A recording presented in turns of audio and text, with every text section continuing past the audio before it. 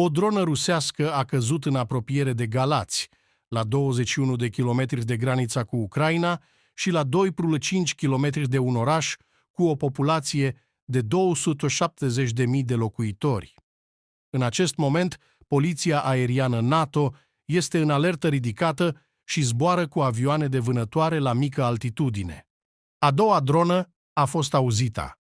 Chiar dacă aceste drone nu sunt intenționat trimise de Rusia împotriva României, ele pot avea și implicații în observarea răspunsului României. În același timp, aceste drone ajung în România doar din vina Federației Ruse, cea care a inițiat această invazie ilegală, imorală, ilegitimă și neprovocată.